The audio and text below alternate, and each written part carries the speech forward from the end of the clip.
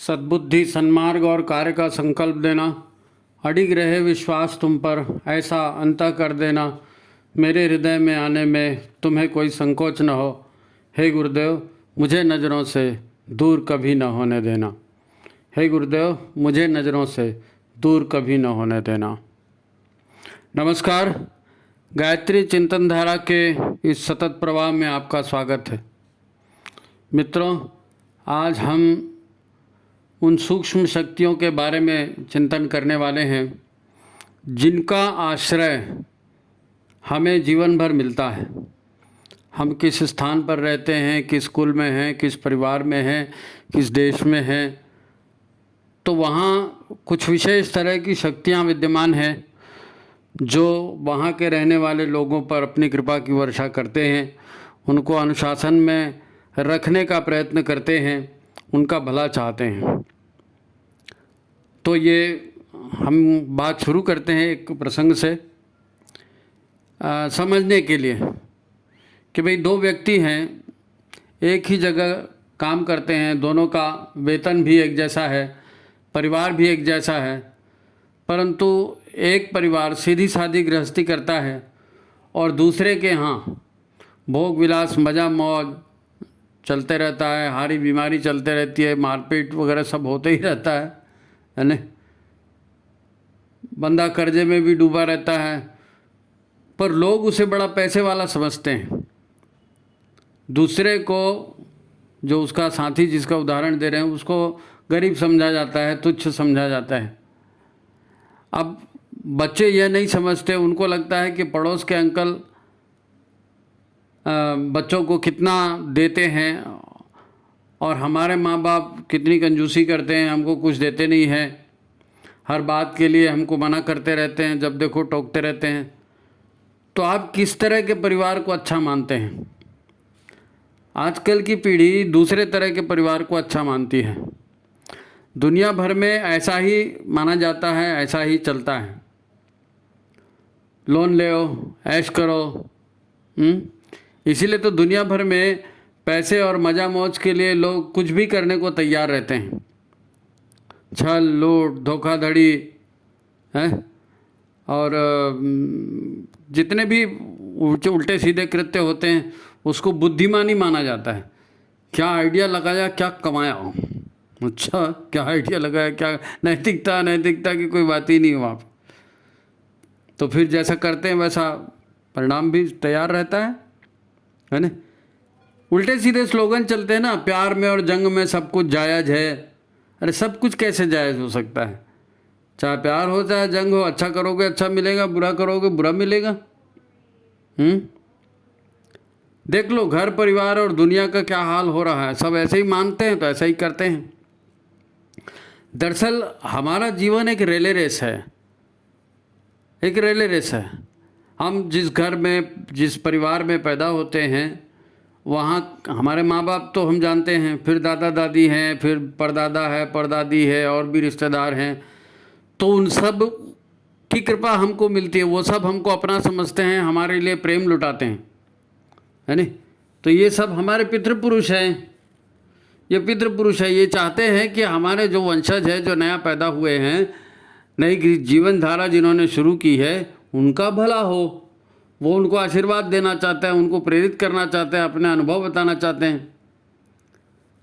अब लोगों के इष्ट देव होते हैं, कोई हनुमान जी को पूजा कर रहा है, कोई शिव जी को कर रहा है, कोई किसी और देवता। इष्ट माने खुद का पर्सनल देवता, इष्ट माने खुद का पर्सनल देवता। अब आपने पर्सनल देवता मान तो लिया किसी को, मान लीजिए हनुमान जी को पर्सनल देवता मान लिया। अब हनुमान जी को पर्सनल देवता मान लिया तो हनुमान जी के हिसाब से आपको आचरण भी करना पड़ेगा ना। अगर आचरण नहीं करेंगे तो ऐसा कुछ नहीं है कि हनुमान जी आपको उठा के पटक देंगे, नहीं, ऐसा नहीं है। लेकिन हनुमान जी की अगर कृपा चाहिए तो उनके हिसाब से रहना पड़ता है, पितरों की कृपा चाहिए तो उनके हिसाब से रहना पड़ता है। ग्राम देव है, स्थान देव है, तो हर गांव की अपनी एक परंपरा होती है, हर क्षेत्र की अपनी एक परंपरा होती है। तो उस परंपरा में सबका कल्याण कैसे हो, ऐसे नियमावली बनाई जाती है, एक अनुशासन बनाया जाता है पूर्वजों के द्वारा। तो उस नियमावली, उस अनुशासन में चलते हैं तो सबका जीवन बैलेंस्ड रहता है, सबका जीवन बैलेंस्ड रहता है। तो हम ये महत्वपूर्ण विषय पर चर्चा करने वाले हैं। मित्रों, संसार ऊर्जा और चेतना का ही खेल है, ये हम कई बार कहते हैं और यही सच है। संसार क्या है? ऊर्जा और चेतना का ही खेल है। एक नेचर है, प्रकृति है, उसे परमात्मा ने बनाया, परमात्मा को उसका सृजनकर्ता माना गया है नहीं। इस प्रकृति में जीवन देने, जीवन चलाने और जीवन को सुधारने की अद्भुत क्षमताएं हैं। अब ये प्रकृति और परमात्मा और ये सब अलग नहीं है सब एक ही। सारा ब्रह्मांड, सारी प्रकृति ही परमात्मा का शरीर है। शरीर को आत्मा चलाती है, वैसे ही संसार को परमात्मा चलाता है। यही सत्य है, यही माना जाता है। अब आप सोचो, परमात्मा क्यों धरती को बिगाड़ेंगे? क्यों धरती को बिगाड़ेंगे? क्यों प्राणियों को दुख देंगे? ये तो बिगाड़ने वाली या दुख देने वाली अलग ताकतें हैं, ये ताकतें अलग हैं। अच्छा, आप देखना, दुख भी वही देते हैं, खुशियाँ भी वही देते हैं, क्योंकि परमात्मा की रचना ना अच्छी है ना बुरी है। आप उसके साथ जैसा व्यवहार करोगे वैसा ही परिणाम आपको मिलेगा, हैं? तो ये शक्तियाँ न दुख देती हैं न सुख देती हैं। यानी जैसे अब पानी है, आग है, हवा है, इन्हीं से जीवन चलता है, मगर यही मौत के कारण भी बन जाते हैं। आप क्या कर रहे हो, आपको व्यवहार क्या है, इसके ऊपर डिपेंड करता है ना। पति है तो वही सुख भी देता है, घर के लिए सुख साधन भी ला करके देता है, आपके सम्मान की रक्षा भी करता है, तो कहीं कहीं वही दुखों का कारण भी बन जाता है।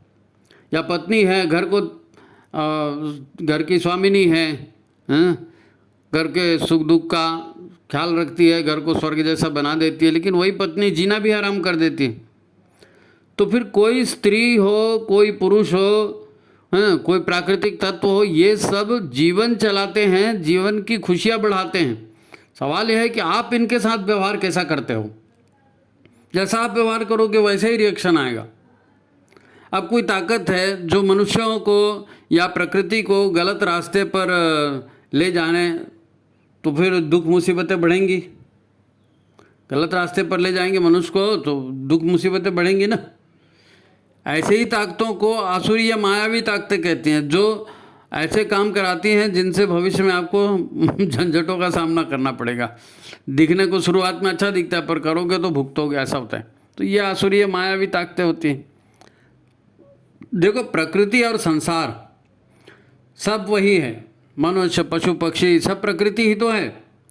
मनुष्य जिसके निर्देश पर चलेगा वैसा ही काम करेगा। अब प्रकृति ने आपको भोजन दिया, आज आपका जीवन अच्छा बनाने के लिए दिया ना, लेकिन आज लोग खा खा के बीमार हो के मरे जा रहे हैं। कोई कंट्रोल नहीं है खाने पर, क्योंकि ये परमात्मा के इशारों पर नहीं, आसुरी शक्तियों के इशारे पर हो रहा है। परमात्मा ने तो साधन दे दिए जीवन चलाने के, लेकिन आप भोगों के पीछे दीवाने हो गए, तो ये आसुरों के पीछे ही तो दीवाने हुए ना। न मनुष्य खराब है, न प्रकृति खराब है। मनुष्य और प्रकृति को दिशा देने वाली सूक्ष्म शक्तियां हैं, वो शक्तियां अच्छी या बुरी होती हैं। हम जिसकी बात सुनेंगे, हम जिसका अनुसरण करेंगे, वैसे ही रिजल्ट हमारे सामने आएंगे। पिछले अंक में हमने काफ़ी चर्चा की है इस विषय पर, अच्छी और बुरी ताकतों पर। आज उसके आगे की बात होगी। जिन्होंने पिछला एपिसोड नहीं देखा है तो हम उसकी लिंक जो है डिस्क्रिप्शन में डाल देंगे, और आप उस लिंक को भी देख लेंगे तो ये कनेक्टिविटी आपको समझ में आ जाएगी। ठीक है, तो चलो अब आगे चलते हैं। मित्रों, हम लोग पूजा पाठ, यज्ञ आदि आयोजनों में देव आह्वान करते हैं, देव पूजन करते हैं। आपने भाग लिया होगा कभी, तो सर्वदेव नमस्कार करते हैं, गणेश जी से शुरू करते हैं। सिद्धि बुद्धि सहिताय श्रीमन महागणाधिपतये नमः। ओम लक्ष्मी नारायणाभ्यां नमः। ओम उमा महेश्वराभ्यां नमः। ओम वाणी हिरण्यगर्भाभ्यां नमः। ओ शचि पुरंदराभ्यां नमः। ये तो देव शक्तियाँ हैं, इनका आप आह्वान कर रहे हैं, इनका नमन वंदन कर रहे हैं, कोई दिक्कत नहीं है। लेकिन आदमी थोड़ा सा हिचकता है, कब? जब इसके आगे की बात कही जाती है। ओम माता पितृ चरण कमलेभ्यो नमः। ओम कुल देवताभ्यो नमः। ओम इष्ट देवताभ्यो नमः। ओम ग्राम देवताभ्यो नमः। और स्थान देवताभ्यो नमः। ओम वास्तु देवताभ्यो नमः। जब ये सुना जाता है तो लगता है अच्छा यहाँ पर भी घुस गए क्या, माता पिता भी देवता हो गए, स्थान देवता, ग्राम देवता, जाने किसको किसको देवता मान के किसको किसको पूजा कराएंगे। ऐसा लोगों को समझ में नहीं आता ना, तो लोग अपने मन से जैसी चर्चा चाहे वैसा करते हैं। लेकिन ये परंपरा में तो है, हमारे यहाँ ऋषियों ने जो पूजा पाठ की परंपरा रखी है, उसमें देव आह्वान, देव पूजन करते हैं, उसमें इन सारी शक्तियों को देव शक्ति ही माना गया है नहीं, इन सारी शक्तियों को देव शक्ति ही माना गया। तो ठीक है, फिर हम माता पितृ चरण कमलेभ्यो नमः ये सब जब कहते हैं तो दिमाग में प्रश्न आता है कि ये कुल देवता, ये ग्राम देवता, ये स्थान देवता पहले पूजे जाते रहे हैं, अब आज के माहौल में तो कौन मानता है जी इनको, कौन मानता है। पहले होता था ठीक है, अब ये सब फालतू है। ठीक है, जिसकी जैसी समझ, जो जैसा भी समझे। पर जब आप दुखों का निवारण करने के लिए किसी साधक के पास जाते हैं, किसी ज्योतिषी के पास जाते हैं, उसको अपना हाथ दिखाते हैं, उसको अपनी कुंडली दिखाते हैं, तो फिर वो आपको बताता है कि भाई आपके पास ये दुख मुसीबतें आ रही हैं, तो आपको जो है पितृदोष हुआ है। आपने मकान बनाया तो आपने भूमि पूजन नहीं किया, तो भूमि के जो देवता हैं वो नाराज़ हो रहे हैं, तो आपको भूमि पूजन के लिए आपको ऐसा ऐसा करना चाहिए, आपको पितरों की शांति के लिए, पितरों की पूजा के लिए आपको ऐसा ऐसा करना चाहिए है। अब आपने नहीं किया, मकान बनाया, तो वास्तु और ऊर्जाओं का प्रवाह, किधर से किस तरह की ऊर्जा आती है, किधर सिर करके सोना है, किधर पैर करके सोना है, घर के आंगन में क्या क्या ज़रूरी है, दरवाजे में क्या ज़रूरी है, ये सब घर का वास्तु है। ऊर्जाओं का प्रवाह जिस रास्ते पर होता है वो आपने प्रवाह ठीक बनाया कि नहीं, आपने प्रवाह ठीक बनाया कि नहीं। आजकल तो माचिस के डब्बों जैसे घर बनते हैं ना, तो ये जो सीधी रेखाओं वाले घर रहते हैं, चौकोर चौकोर, इनको पुरुष रेखाओं का घर कहते हैं, सीधी सीधी रेखा। आपको याद होगा पहले के पुल हैं, पहले के जो महल हैं, उनको भारत के पहले के जो पुराने महल हैं, इनमें आप देखना आपको दरवाज़ा गोल दिखेगा, और कमरे का छत है, गुंबज है, वो भी गोल दिखेगा। तो ये गोल छत और गोल दरवाजे का ये जो है ना, ये गोलाई की रेखा है, ये मातृ रेखा कहलाती है, मातृ शक्ति की रेखा। और ये जो खड़ी रेखा है, बिल्डिंग का जो दीवार जो आप खड़ी कर रहे हो, ये पितृशक्ति की रेखा है। तो माता और पिता के संतुलन से होता है, माता और पिता के संतुलन से होता है। अब डब्बे, माचिस के डब्बे जैसे मकान बन गए हैं जिसमें गोलाई तो कहीं है ही नहीं, तो प्रेम भाव खत्म। ये वास्तु है, आप उसको भवन निर्माण को उसको देखेंगे सुनेंगे तब आपको समझ में आएगा। जिन्होंने भुगता है वो जानते हैं, बाकियों को समझ में नहीं आएगा। ये वैसा ही है जैसे लोग प्रश्न करते हैं ना कि जाप करने से क्या होगा, हवन करने से क्या होगा, हैं?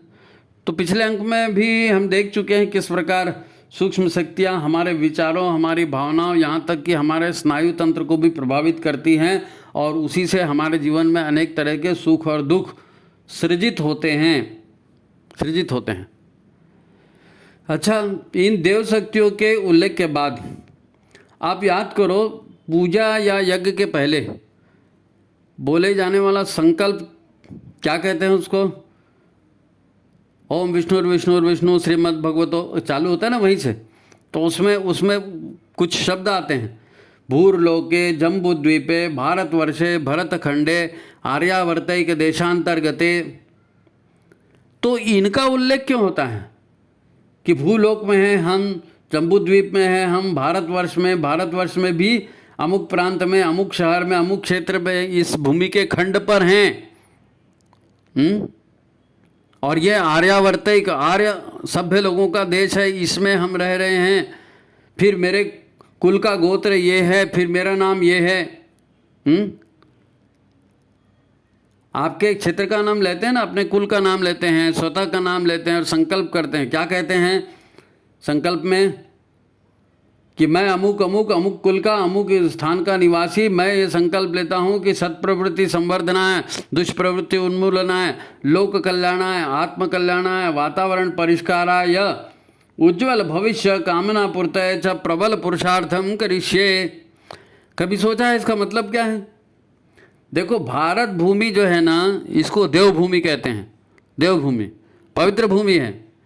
ईश्वर के जितने भी अवतार हुए हैं ये इस भारत भूमि पर ही हुए हैं। जम्बू द्वीप में, भारतवर्षे भरतखंडे, इसी भूमि पर सारे देव शक्तियों का अवतरण हुआ।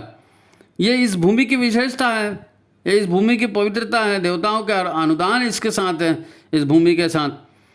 इसीलिए तो भूमि पूजन करते हैं बाबा। भूमि पूजन एक जीवित जागृत शक्ति है ये। अब यहाँ आर्यों की यानी सभ्यता के आदर्शों की परंपराएं हैं, हमारे संस्कारों में ये विद्यमान है। फिर हमारे अपने कुल गोत्र की अलग एक इकाई है, इनकी कुल गोत्र के जो हैं गोत्र हैं, इनके अलग से देवी देव हैं, कुल देवियाँ हैं, है ना। सभी के कुल की अपनी अपनी देवियाँ हैं, अपने अपने देवता होते हैं। हम अपना नाम लेकर घोषणा करते हैं कि मैं अमुक अमुक इस श्रेष्ठ परंपरा का सदस्य हूँ, मैं सत्प्रवृत्ति संवर्धन के लिए, दुष्प्रवृत्ति उन्मूलन के लिए कार्य करूँगी। इसी तरह का संकल्प ले रहे हैं और देवताओं को आमंत्रित कर रहे हैं कि भैया हम आपकी परंपरा से हैं, हम अलग नहीं हैं, आप अलग नहीं हो, हम आपको आमंत्रित कर रहे हैं। और फिर षोडशोपचार उनका पूजन कर रहे हैं, उनका स्नान करवा रहे हैं, उनको दक्षिणा दे रहे हैं, उनका भोजन करा रहे हैं। तो ये उन शक्तियों का हम सम्मान कर रहे हैं, उनसे कनेक्टिविटी हमारी बढ़ रही है, तो उनके आशीर्वाद की लाइन हमारे पास आएगी। आशीर्वाद की लाइन हमारे पास आएगी। ये दिव्य शक्तियाँ हैं, ये शक्ति धाराएं हैं, इनका सम्मान करेंगे, इनका अनुसरण करेंगे तो इन सूक्ष्म देव शक्तियों की ऊर्जा का प्रवाह हमारी ओर होगा और हमारा कल्याण होगा।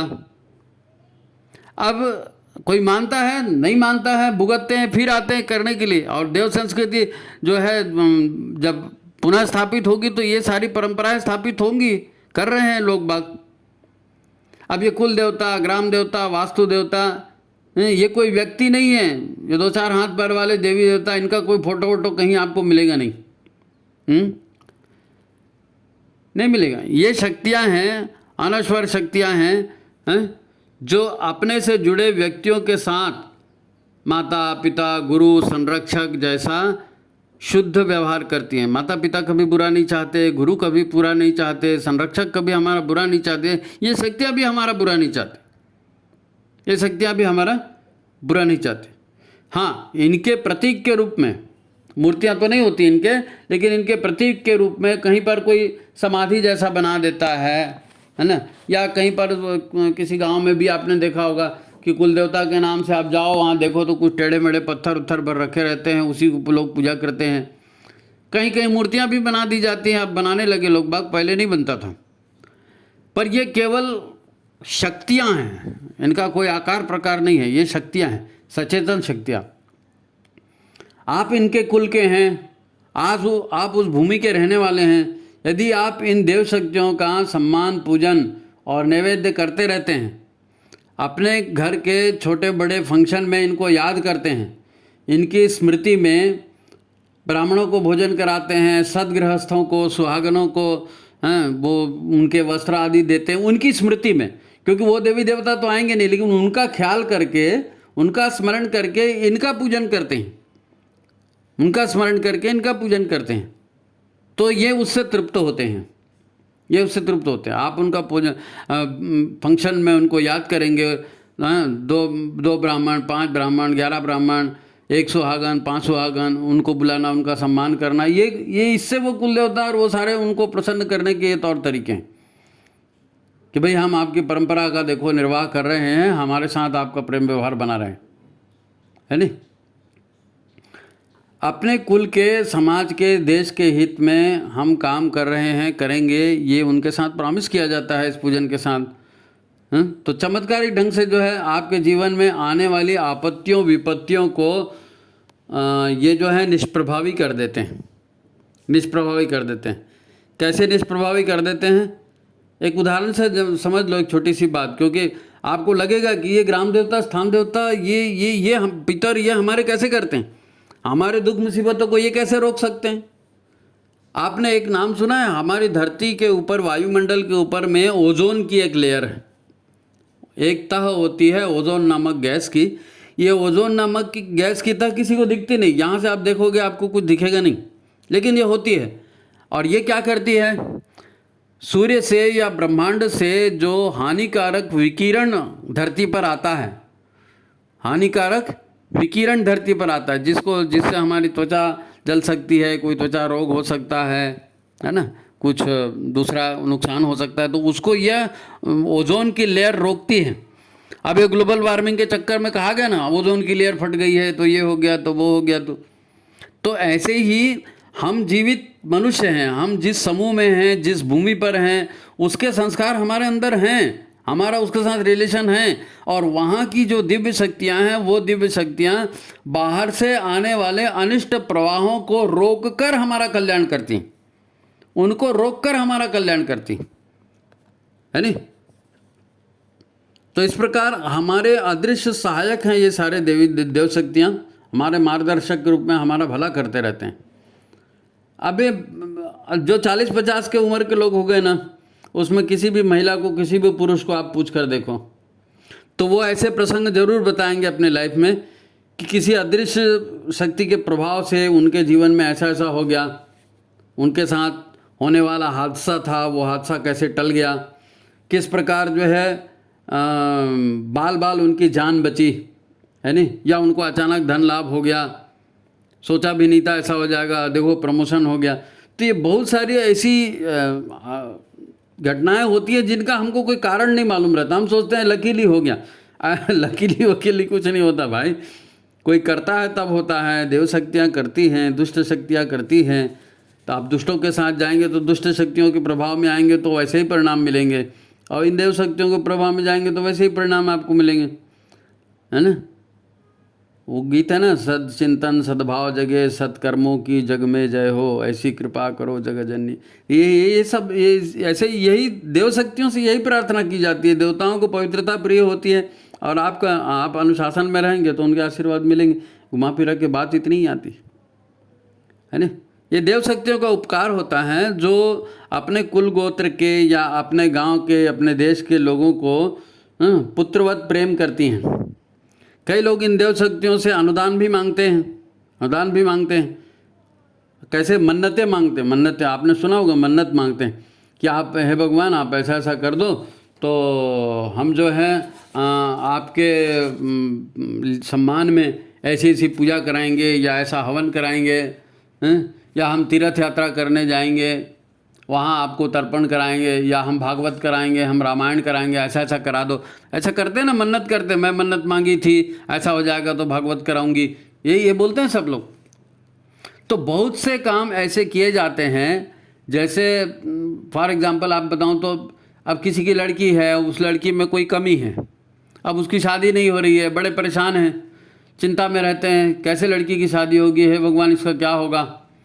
तो आप अपने कुल देवता से, अपने इष्ट देवता से प्रार्थना करते हैं कि हे भगवान कैसे भी करो, इस लड़की के हाथ पीले कर दो, बेचारी अपने घर चली जाए, आप इसकी शादी करा दो, मैं 2 गरीब लड़कियों की शादी का खर्चा उठाऊंगी और दो गरीब लड़कियों का विवाह करा दूंगी, हैं।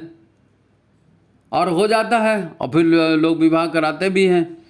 ये सब खेल नहीं है, ये सब ऊर्जाओं का ये संतुलन है भाई। आपने सुना होगा ना, द्रोणाचार्य मिट्टी की मूर्ति ने एकलव्य को सिखा दिया, ऐसा होता है। सूर्य को देवता मानते हैं, चंद्र को देवता मानते हैं, नवग्रह को देवता मानते हैं। आप बोलेंगे अरे सूर्य कैसे देवता है, वो तो आग का गोला है। अरे सूर्य आग का गोला है आपके हिसाब से, लेकिन आप अगर गूगल करके देखोगे आपको पता चलेगा कि कई लोग ऐसे हैं जो न खाते हैं न पीते हैं। बिना खाए पिए कोई जिंदा रहता है क्या? लेकिन न खाते हैं न पीते हैं, अब बस सूर्य की उपासना करके सूर्य की ऊर्जा पर अपना जीवन चलाते हैं। अब आपके भेजे में बात नहीं घुसती, आपको समझ में नहीं आता, उसको मतलब ऐसा नहीं होगा, कोई जरूरी थोड़ी है जी ऐसा होगा, ऐसा कोई जरूरी नहीं। अच्छा, आपने देखा होगा कई लोगों को बच्चा नहीं हो रहा है, हैं, बार बार बीमार पड़ जाते हैं, व्यापार उद्योग इसमें घाटा होते रहता है, परिवार के सदस्यों में अनबन होते रहती है, हैं। लोग ज्योतिषियों के पास जाते हैं, वो कहते हैं आपकी कुंडलिनी में पितृदोष है, आपकी कुंडली में पितृदोष है, तो ये कुल देवता आपके नाराज हो गए हैं। तो कुल देवता नाराज हो गए तो फिर आप कुल देवताओं की पूजा कराइए, ऐसे ऐसे अनुष्ठान कराइए, ऐसा अनुष्ठान कराइए, तो उसमें क्या होगा, उसमें ये होगा कि कुल देवता से आपकी कनेक्टिविटी फिर बन जाएगी, कुल देवता से आपकी कनेक्टिविटी बन जाएगी। और लोग करते हैं ना, अमुक अमुक दिन अमुक स्थान पर अमुक कार्य करवाओ, ऐसा बताते हैं पंडित हैं, ऐसा पुण्यदान करो। तो क्या वास्तव में ऐसा होता है? हाँ होता है। पर ये कुल देवता इष्ट देवता लोगों का बुरा नहीं करते, लोगों का बुरा नहीं करते। लोग डरा देते हैं कि भाई आपके कुल देवता नाराज हो गए और इसलिए उन्होंने बिगाड़ दिया। देवता देने वाली ताकतें हैं, देवता बिगाड़ते थोड़ी हैं जी, देवता किसी का बिगाड़ते नहीं हैं, वो तो देने वाली ताकतें हैं। तो हम करते क्या हैं एक्चुअल में, हमारी कनेक्टिविटी उन देव शक्तियों से ख़त्म हो गई है नहीं। जैसे इलेक्ट्रिक के हम वो लाते हैं ना सामान, तो उसकी वायरिंग होती है ना, तो वायरिंग के भरोसे बिजली वहाँ जाती है और उपकरण काम करता है ना। तो फिर क्या हो जाता है, कई बार उनमें कार्बन जमा हो जाता है। तो कार्बन जमा हो जाता है, आप कहेंगे भाई मशीन तो अच्छी है, बिजली भी है, फिर ये चल क्यों नहीं रही है? तो चल इसलिए नहीं रही है कि ऊर्जा का प्रवाह बाधित हो गया, कार्बन जम गया उसमें। तो ये जितनी सूक्ष्म देव शक्तियाँ हैं जो हमें जीवन देती हैं, जिनका उल्लेख बार बार हम कर रहे हैं, पितृ हैं, कुल देवता, ग्राम देवता, इष्ट देवता, ये सब देने को तैयार है। लेकिन आप एक पक्षी कैसे व्यवहार चलेगा जी?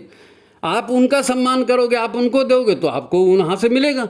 आप उनको याद ही नहीं करोगे तो वो भी सोचते हैं अरे चलो भाई दुनिया में बहुत आदमी हो गए हैं, ठीक है हमारे कुल का है, ठीक है हमारे भूमि पर निवास करता है, ठीक है। लेकिन अब नहीं मानता तो क्या करोगे? ठीक है भाई तू बड़ा ताकत वाला है, जैसा कर वैसा भुगत जा। तो वो फिर आपकी सहायता भी नहीं करेंगे, आपकी दुश्मनी भी नहीं करेंगे। ये दिमाग से निकाल दीजिए कि कुल देवता नाराज नहीं होते भाई। आपने अपनी कनेक्टिविटी तोड़ दी तो उनकी कृपा जो आती थी वो मिलनी बंद हो गई, है नहीं। ये एक गणित है, ये ऊर्जाओं का ही गणित है नहीं। अब ये बिजली वाला जो आपको उदाहरण दिया, इससे ये इसको आप समझ सकते हो, है नहीं, किस प्रकार रुकावट आती, कैसे हानि वानी नहीं पहुंचाते देवता। अब इस जन्म के अच्छा एक और है, जैसे पितर हैं तो लोग बोलेंगे कि भाई हम तो अपने दादा को, दादी को, नानी को उनको पानी देते हैं, फलाना करते हैं, पितरों को करते हैं। अरे भाई पितर को इस जन्म के ही तो रिश्तेदारों को जाने ना, पिछला भी तो जन्म था, उसका पिछला भी तो जन्म था, वो भी तो आपके पितृपुरुष हैं। तो हमारे यहाँ जो कर्मकांड कराए जाते हैं, जो पूजा पाठ कराए जाते हैं, उसमें हम इन सब का ख्याल करते हैं।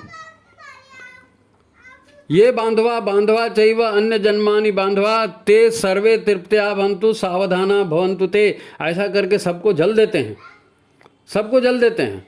इस जन्म के हों, पिछले जन्म के हों, कहीं के भी हों, क्योंकि जीवन एक सतत प्रवाह है। आप आज इस कुल में हैं, कल उस कुल में जाएंगे, आज पुरुष हैं कल महिला हो जाएंगे, कुछ भी हो सकता है, लेकिन चेतना तो वही रहती है ना, चेतना की यात्रा है ये। तो फिर जहाँ तक कुल देवता या कुल देवी की बात है, वो तो अपनी ओर से कभी डिमांड भी नहीं करते बेचारे, कभी डिमांड नहीं करते। पितर कभी डिमांड कर सकते हैं, है ना, क्योंकि वो मनुष्य शरीर में आए थे, उनकी अंतिम क्रिया ठीक नहीं हुई या उनकी कोई अंतिम इच्छा रह गई, तो वो कहने करने के लिए किसको जाएंगे। इसलिए वो अपने जो कुल वंश के लोग हैं उनको प्रेरित करते हैं कि यहाँ हमारा श्राद्ध नहीं हुआ था, या हमारे चिता जलाई तो ऐसी लकड़ियाँ नहीं थी, या अमुक को तुमने ब्राह्मणों को कोई भोजन नहीं कराया था तो ऐसा करा दो, वैसा करा दो। ये पितर भले डिमांड करते हों, लेकिन कुल देवता, ग्राम देवता, ये लोग तो बेचारे वो डिमांड भी नहीं करते। उनको तो सिर्फ प्रेम चाहिए, सम्मान चाहिए, भाव पूजा चाहिए, भाव पूजा चाहिए। यदि आप ये सब नहीं करते तो वो भी सोचते हैं कि चलो भाई नहीं करता अब क्या करें। लेकिन उससे क्या होता है, उनकी कृपा दृष्टि आपके ऊपर पड़ना बंद हो जाती है, कृपा दृष्टि पड़ना बंद हो जाती है। जैसे सूरज नहीं निकलता ना बहुत दिन तक, बादल ही बादल रहते हैं, तो सूर्य की प्राण ऊर्जा नहीं मिलती तो लोग अपने आप बीमार होना चालू हो जाते हैं। तो वैसे ही ये सूक्ष्म शक्तियाँ हैं, आप पूजा पाठ इनका करते नहीं, इनके हिसाब से आप चलते नहीं, तो फिर ये भी उदास हो जाती हैं। तो फिर इनके अनुपस्थिति में जो मुसीबत परेशानियां हैं वो आपका स्वागत करना शुरू कर देती हैं। आपको लगता है कि देवता नाराज नहीं, देवता नाराज नहीं हुए, है ना, देवता नाराज नहीं हुए। आप जो है इनकी सहायता करेंगे तो इनसे आशीर्वाद पाएंगे। सीधा सीधा गणित है। अपना सुख दुख जो है ना सभी लोग देखते हैं, और हमको भी जीवन की अनंत यात्रा को समझते हुए, इन सब के साथ हमारा भावपूर्ण ऊर्जा का संबंध है, इसको समझते हुए इनकी छत्र छाया को अपने सिर पर बनाए रखें, है नहीं। आपत्तियां आती हैं हमारे ऊपर, कर्मफल आते हैं, छोटे मोटे प्रारब्ध के छोटे मोटे कष्ट आते हैं। यदि आप इन सब को संतुष्ट करते हैं, है ना, या इनमें से कोई भी आपके इष्ट देवता को कर रहे हैं, कुल देवता को कर रहे हैं, पितरों को तृप्त कर रहे हैं, तो ये सारे लोग मिल करके आपके प्रारब्ध को भी घटा देते हैं। बहुत बड़ा नुकसान होने वाला रहता है, उसको भी छोटा कर देते हैं, है नहीं। जब कष्ट बढ़ जाते हैं तो लोग कहते हैं कुल देवता नाराज हो गए। नाराज वाराज नहीं होता, नाराज आप ऐसा मत समझना, आप ऐसा मत समझना। आपको अपना कर्तव्य करना था, आपने नहीं किया तो अब कर लो, ठीक हो जाएगा, है नहीं। अच्छा, ऐसा ही कुछ इष्ट देवता के साथ मैंने कई लोगों से बात की। लोग कहते हैं भैया हमारा इष्ट देवता मतलब क्या होता है? हमारे यहाँ तो शिव जी की पूजा होती है, वही हमारे कुल देवता हैं। अब शिव जी की पूजा होती है, कुल देवता है। अब आज के लोगों को कुल देवता, ग्राम देवता, स्थान देवता कुछ नहीं मालूम ना। तो उनको ये मालूम है कि भैया हम हिंदू समाज में हैं तो ये राम कृष्ण और शिव और पार्वती और गणेश और ये सब हमारे देवता हैं, जिसकी तिथि आएगी उसको पूजा कर देंगे। लोग इतना ही सोचते हैं। लेकिन इष्ट देव, इष्ट का मतलब होता है अपना पर्सनल, है नहीं, अपने पर्सनल देवता, अपने पर्सनल देवता। अब किसी को हनुमान जी से प्रेम है, किसी को कृष्ण से प्रेम है, इसका मतलब ये नहीं कि वो अन्य देवी देवताओं को पूजन नहीं करते, उनका भी पूजन करते हैं, लेकिन अपने इष्ट का करते हैं। अपने गायत्री परिवार में देखो किसको मानते हो? हम तो गुरुजी माता जी को मानते हैं, तो ठीक है। इसका मतलब गुरुजी माता जी को मानते हैं मतलब राम शिव को नहीं मानते, कृष्ण को नहीं मानते, ऐसा नहीं। राम कृष्ण शिव अपनी जगह है, देवता है, उनकी पूजा होती है, उनकी तिथियां मनाते हैं, वो सब करते हैं। लेकिन इष्ट हो गए श्री राम शर्माचार्य, इष्ट हो गए माता भगवती देवी, ऐसा होता है ना, ऐसा होता है। उन्हीं की कृपा करते हैं, बार बार उन्हीं के पास जाते हैं, है नहीं। उनको श्रद्धा समर्पण, उनके साथ एक व्यवहार बन जाता है ना। तो निजी रूप में हमारा जो देवता है उसको हम इष्ट कहते हैं, उसकी पूजा और उसके अनुसार अपने जीवन को चलाना, है नहीं। उनकी कृपा तभी मिलेगी ना। आप गुरु जी को मान रहे हो, लेकिन गुरु जी के ठीक है, गुरु मान लिया, उनको फोटो ला के माला ला के पहना दिया, भोग चढ़ा दिया, गुरु पूर्णिमा में पूजा कर लिया, इससे थोड़ी होता है जी, है नहीं। इसका सुंदर उदाहरण देखो, मैं अपने लाइफ से बताता हूँ, हालांकि ऐसा बोलना नहीं चाहिए, लेकिन ठीक है, आप सभी गुरु भाई गुरु बहनें आप भावना को समझेंगे, है नहीं। हम पंडित श्रीराम शर्मा आचार्य जी, माता भगवती देवी, इनके अनन्य उपकार हम पर हैं, है नहीं। मुझको हमेशा उनका स्मरण बना रहता है, और मैं अपनी ओर से उनसे जो है अपनी कनेक्टिविटी बनाए रखने की कोशिश करता हूँ। हर बार सोचता हूँ इस विषय पर गुरुदेव ने क्या कहा, इस विषय पर माता जी ने क्या कहा, कैसा हमको करना चाहिए। तो इसी प्रयास में क्या हुआ, एक दिन शाम को, और कुछ समस्या थी, प्रॉब्लम थी, शायद ये सप्तसूत्री आंदोलन को लेकर कुछ था। तो हमारे घर के पास गांव है, वहाँ एक तालाब है, तो तालाब के पास मैं गया था और सोचते बैठा था। फिर तालाब में हाथ पैर धो के जैसे ही बाहर निकला तो सामने एक बड़ का झाड़ दिखा, और बड़ का झाड़ पत्ते उत्ते झड़ गए थे, तो उसकी शाखाएं ऐसी थी, ऐसा लग रहा था कि जैसे कोई हाथ खोल के बुलाता है ना, भाई दोस्त आ गया या माता पिता आ गए या कोई आ गया, तो दोनों हाथ खोल के बुलाते हैं, आजा मेरे बेटे, आजा मेरे दोस्त, हवा यार बहुत दिन में, ऐसा। तो वो पेड़ जो है, वो वृक्ष जो है वट का, वो अपनी बाहें फैलाकर मुझको बुला रहा है, ऐसा मेरे को लगा। ऐसा मेरे को लगा कि गुरुदेव माता जी जो है बुला रहे हैं कि बेटा तुम जो कर रहे हो वो ठीक कर रहे हो, बहुत अच्छा कर रहे हो, चिंता मत करो, सब काम होगा। ऐसी भावना हुई। तो ऐसी भावना हुई तो उस समय मेरे मन से कुछ बातें निकली, और उन बातों को पंक्तिबद्ध किया। उसका उदाहरण आप रोज़ सुनते हो, उसका उदाहरण आप रोज़ सुनते हो। ये जब वीडियो चालू होता है तो शुरुआत में क्या कहते हैं?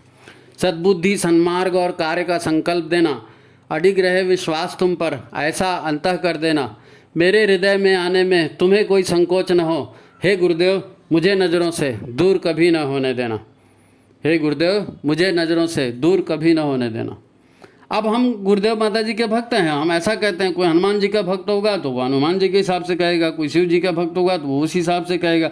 ये इष्ट देवता का उदाहरण बताया आपको। इष्ट देवता जबरदस्त साथ देते हैं, जबरदस्त। हनुमान जी गए थे ना अकेले श्रीलंका में वो सीता माता की खोज करने, जहाँ पर भी गए आपने सीरियल देखा होगा, उनका एक ही उच्चारण था, जय श्री राम, हो गया काम। जय श्री राम, क्योंकि राम उनके इष्ट थे और वो उन्होंने कितने बड़े बड़े काम किए राम का नाम लेके, तो उनके काम के साथ उनके इष्ट देवता की ऊर्जा जुड़ गई। ये जबरदस्त खेल है ऊर्जाओं का, इष्ट देव की ऊर्जा, पितरों की ऊर्जा, ये जबरदस्त एक आपका मनोबल आत्मबल सब एकदम बूस्ट कर देती, बढ़ा देती है ना। तो ये हमारे साथ भी होता है। अब इतने लोग प्रश्न करते हैं कि भैया हमको अमुक समस्या का समाधान चाहिए, अमुक विषय पर वीडियो बनाने चाहिए, तो हमारे पास इतनी अकल है क्या? हमको समझता है किस पर क्या करना चाहिए? हम तो माता जी के पास छोड़ देते हैं, माता जी देखो ऐसा ऐसा हो रहा है, तो वहाँ से कुछ न कुछ किसी न किसी माध्यम से विचार आ जाते हैं और उसको लिख लेते हैं और आपके पास प्रस्तुत कर देते हैं, है ना। खैर, तो अब आते हैं ग्राम देवता पर। ग्राम देवता पर क्या है, हर भूमि के टुकड़े का अपना एक संस्कार होता है, हर भूमि के टुकड़े का अपना एक संस्कार होता है। तो गांव में जब कोई जाता है, भूमि पूजन करता है, वहाँ पर कोई वृक्ष है, कोई तालाब है, कोई एक ऐसी जगह है, पवित्र जगह है, वहाँ पर देवता की स्थापना कर देते हैं। देवता मतलब कोई कुछ भी हो सकता है, कोई लकड़ी का, कोई पत्थर का, कुछ आकार प्रकार होता है, उसको देवता मान लेते हैं, उसको पूजा करना शुरू कर देते हैं। तो इतने सारे लोगों की श्रद्धा उसके साथ जुड़ जाती है, इतने सारे लोगों का विश्वास उसके साथ जुड़ जाता है, तो गांव की एक परंपरा बन जाती है, गांव की एक परंपरा बन जाती है ना। छोटी सी आपको बात बता रहा हूँ, भाई हमारे गांव का तालाब है, तो तालाब है तो क्या है, तालाब में सभी नहाने जाते हैं, पुरुष जाते हैं, महिलाएं जाती हैं, तो वहाँ एक अघोषित नियम होता है कि भाई इस घाट पर केवल महिलाएं नहाएंगे, इस घाट पर केवल पुरुष नहाएंगे। एक व्यवस्था बन गई ना, एक व्यवस्था बन गई। धान काटनी है, कोई खेत का काम करना है, चलो आज मेरे खेत का काम है आप कर देना, कल आपके खेत का काम है हम कर देंगे।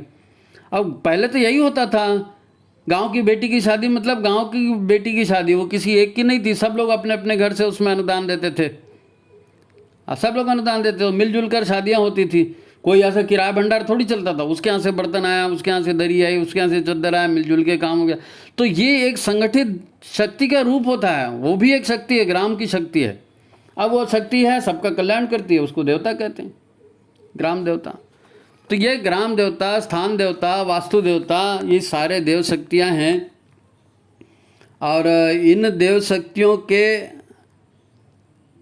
जो मतलब ऊर्जा है, इनका जो अनुशासन है, उस अनुशासन में हम जिएंगे, उस अनुसार। भाई जी तो सभी रहे हो, शुरुआत में बताया ना आपको उदाहरण कि दो परिवार हैं, एक ही जगह काम करते हैं, एक ही जगह जैसा उनका खाना पीना है, लेकिन आप परंपराएं कहाँ से निभा रहे हो? आप रहते हो भारत में, परंपराएं चला रहे हो अमेरिका की, इंग्लैंड की, है नहीं। हमारे यहाँ तो कहा गया भैया कर्जा भूल के नहीं लेना किसी का, लेकिन आपको कर्जा लेने में मज़ा आ रहा है। हमारे यहाँ कहा जाता है कि मांस मटन नहीं खाना, पिछले इसमें अपन ने दिया था ना, मांस मटन खाने से क्या होता है, वहाँ से ऊर्जाएं आ गई आपके साथ में, आपका जीवन बर्बाद कर रही हैं। तो हर जगह अनुशासन से बंधा हुआ मनुष्य ही आध्यात्मिक उन्नति करता है। आध्यात्मिक उन्नति का क्या है, अनुशासन में बंधा हुआ व्यक्ति। मन है भटकते रहता है, वातावरण है बहकाते रहता है, आलस्य है, प्रमाद है, और फिर बहुत सारी नकारात्मक शक्तियाँ होती हैं। अब आपका अगर मनोबल कम है, आपके अंदर में अगर संकल्प बल की कमी है, तो जिसके अंदर में मनोबल कम होगा, जिसके अंदर में संकल्प बल की कमी होगी, तो उसके ऊपर कोई भी बाहरी शक्ति आके हावी हो जाएगी, कोई भी बाहरी शक्ति आके हावी हो जाएगी। तो लोग क्या करते हैं, मान लीजिए कहीं जा रहे हैं, रात को अंधेरा, ऐसा लग रहा है नहीं वहाँ भूत है, तो फिर ऑटोमेटिक चालू हो जाता है, जय हनुमान ज्ञान गुण सागर जय कपीस त्यों लोग पूजा, और आदमी वहाँ से हनुमान जी का बल पाना उसको चालू हो जाता है और वो निकल जाता है वहाँ से सकुशल निकल जाता है। तो ये शक्तियों का, आत्मबल बढ़ाने का और जीवन में अनुशासन लाने का ये एक सिस्टम है, एक ढांचा है, देव संस्कृति जिसको हम कहते हैं ना। तो देव संस्कृति में ऐसी छोटी छोटी ताकतें हैं, छोटी छोटी शक्तियाँ हैं जो मनुष्य के जीवन को दिशा देती हैं। उन दिशाओं का पालन हम करते हैं, उन दिशाओं के हिसाब से चलते हैं, तो फिर हम भी सशक्त होते हैं, हमें भी लाभ मिलता है, और हम एक ऐसी परंपरा बना देते हैं कि बाद में आदमी उसमें दिमाग लगाए या ना लगाए, खाली परंपरा भी निभाते चले जाओगे तो भी कल्याण हो जाएगा, तो भी कल्याण हो जाएगा। तो ये सूक्ष्म शक्तियों की बात है। पिछला वाला एपिसोड आप देखिए, और ये इसी एपिसोड में हमने जो है ग्राम देवता, कुल देवता, स्थान देवता, वास्तु देवता, इष्ट देवता, इन सब के बारे में आपको बताया है ना। और भी कुछ होगा तो माता जी से प्रार्थना करेंगे, और आगे कुछ बताना होगा तो बता देंगे। हो सकता है एक आध दो एपिसोड और बन जाए, मैं जानता नहीं, मैंने पिछले बार भी आपसे ही कहा था। लेकिन ठीक है, अच्छा लगा, अच्छा प्रतिसाद मिला तो माता जी को भी अच्छा लगेगा, तो वो भी कुछ ना कुछ दिशा देंगे। तो पिछला वीडियो आप देखिए, ये वीडियो देखिए, है ना। अगला बनेगा तो हम उसके बारे में फिर आपको सूचित करेंगे। तो कैसे लगा मित्रों? ये सब जीवन के महत्वपूर्ण सूत्र हैं, इनको समझना है ना, इनको समझना है। संस्कृति जो है जीवन व्यवहार में उतरनी चाहिए, तभी मनुष्य देवता बनता है ना। अब ये हमारे देवताओं ने, ऋषियों ने कर्मकांडों में इसको इसीलिए स्थापित किया है, नहीं तो क्या ज़रूरत थी जी ये देवता वो देवता 36 देवता ला के उनका पूजन कराने के। लेकिन इन सबसे जीवन बेहतर बनता है, इसलिए ये होता है। तो ठीक है, आज की बात यहाँ समाप्त करते हैं। मित्रों कमेंट किया करो कुछ न कुछ, आप लोग कमेंट करेंगे, है ना, तो फिर अगला एपिसोड क्या बनने का है, कौन सा विषय है जो आपको समझ में नहीं आ रहा है, किस विषय पर जानकारी चाहिए, है ना, ये सारी सूत्र आने चाहिए, उससे और भी लोगों को लाभ मिलता है। अब आपने लिख दिया जय गुरुदेव, जय माता जी, जय गुरुदेव, जय माता जी, हमको समझ में नहीं आता, हम भी जय हो करके हाथ जोड़ देते हैं उसमें, है ना। तो कुछ न कुछ उसमें वार्तालाप होना चाहिए। व्हाट्सअप करिए, आप व्हाट्सअप करिए, केवल कमेंट करने से बनता नहीं है। व्हाट्सअप करेंगे तो वो मैसेज हमारे पास आएगा, तो फिर ज़रूरत पड़ी तो फिर अपन मोबाइल से, फ़ोन से भी बातचीत करके समस्या दे सकते, क्योंकि हर विषय पर वीडियो तो बनता नहीं, लेकिन लोगों से एक कनेक्टिविटी बने रहती है। ये वंदनीय माता जी का परिवार है, ये पूज्य गुरुदेव का परिवार है, तो क्या करें, कैसे करें, आपस में चिंतन करके वो एक मशाल का रूप बताते ना, तो वो मशाल का रूप बनता है, वो उस प्रकाश में जीवन चल रहा है। तो ठीक है, सभी को प्रणाम, नमस्कार। और पिछले अंक का जो है वो डिस्क्रिप्शन में लिंक डली है, आप देख सकते हैं उसको। ठीक है, प्रणाम।